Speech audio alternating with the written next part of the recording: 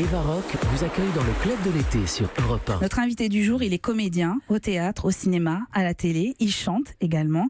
C'est un homme qui porte la Méditerranée dans ses veines, dans sa voix et dans ses mots. Le résumé en quelques sons paraît bien réducteur par rapport à sa carrière, mais avec François Desmoulins, réalisateur de ce club de l'été, on a tenté. Les dirigeants, moi, tirer le portrait des dirigeants, moi, en ce Noël 1927.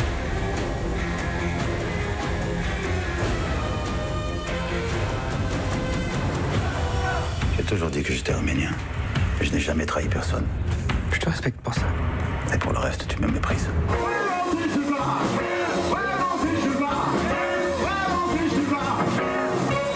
Donc là, j'ai tourné pendant 3 mois à Casa, au Maroc, avec ce formidable comédien que j'aime, qui est Simon Abkarian, voilà, qui incarne le colonel Amanoula. Monte, fils de la chèvre.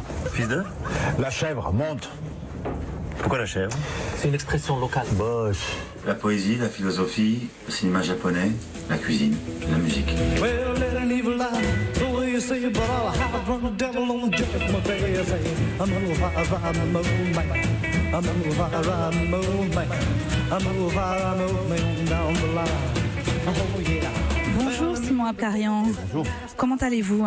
Hélas, bien. Vous m'avez donné du fil à retordre, Simon Abkarian. Comment résumer votre vie, vos vies? Je me suis même demandé s'il n'y avait pas plusieurs Simon Abkarian.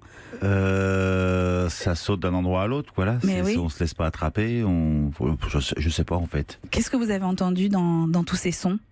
Vous avez tout reconnu ou pas? Ouais, j'ai tout reconnu. On a commencé avec Une bête sur la lune. Ouais, j'ai reconnu. C'était en 2001. Ouais. Pièce qui vous a valu un Molière. Ouais, cette année-là, il y avait rien d'autre à voir. Donc Mais non. non, ouais, ça m'a valu un Molière, c'est vrai. On a entendu le générique de James Bond. Qu'est-ce qui s'est passé?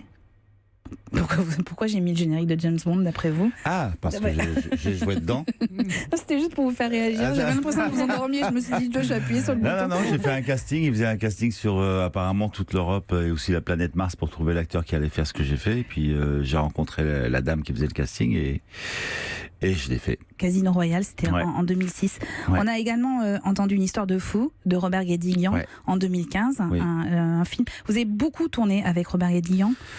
Oui. Et j'espère que c'est pas fini. Oh, mais j'espère aussi. Et une de ses actrices fétiches, Ariane Ascaride, joue avec vous au théâtre. Ouais, c'est plutôt moi qui joue avec elle. Oh. En fait, c'est vous qui avez écrit la pièce, a priori, Oui, c'est c'est vous vrai. qui l'avez recrutée aussi. C'est vrai. Et puis on vous a entendu chanter. Ouais. Qu'est-ce que c'est que cette histoire? Ah moi depuis tout le temps j'aime ça quoi. J'avais un groupe dans les années 80. C'était à l'époque où c'était plus de la musique un peu, c'était le disco quoi. Ouais. C'était la grande époque du Palace et des bains-douches. Et puis on avait un groupe. Après je suis parti aux États-Unis, je suis revenu, j'ai reformé un groupe il y a pas longtemps. De temps en temps on fait des gigs à droite à gauche, enfin surtout au Balazo. Voilà. Et comment il s'appelle ce groupe?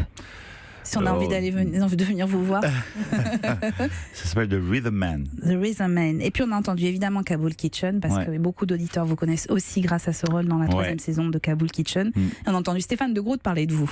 Oui. Je l'avais Apparemment, payé ce jour-là avant l'interview.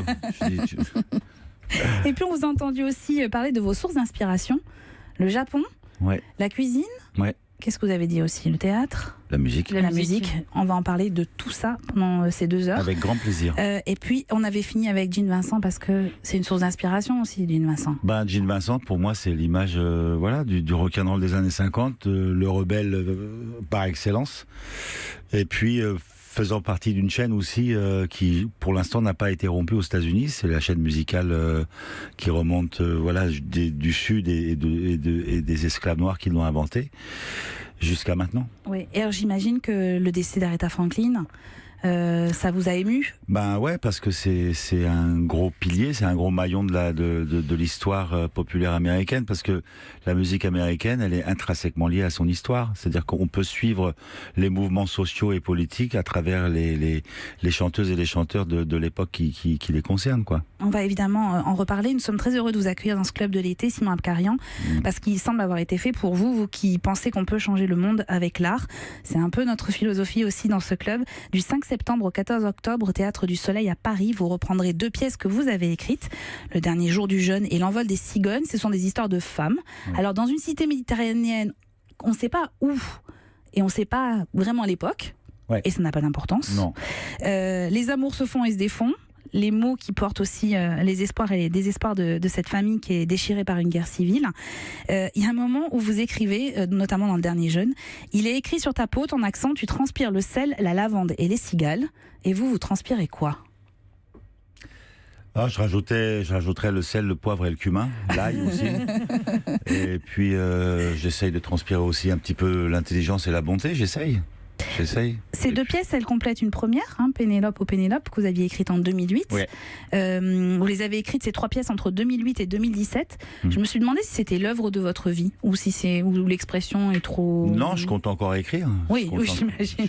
Mais c'est l'œuvre, si vous voulez, il fallait que j'arrive à... Vous savez, quand on écrit des chansons, de la poésie ou une pièce, c'est pour pouvoir aussi se décharger d'un poids qui éventuellement peserait sur le cœur, sur votre cœur. Moi, je voulais me dégorger de cette histoire. Je voulais expectorer ça et leur cracher loin de moi parce que il y a des choses qui sont pesantes. Soit on fait des chansons, soit on va en analyse, il y a toujours plusieurs manières de pouvoir sortir ça. Moi, j'ai trouvé. Après, c'est pas une analyse que je suis en train de faire. Je suis pas malade en train de me guérir d'un truc. C'est juste que j'avais besoin de le faire et j'ai essayé de le faire d'une manière poétique et joyeuse.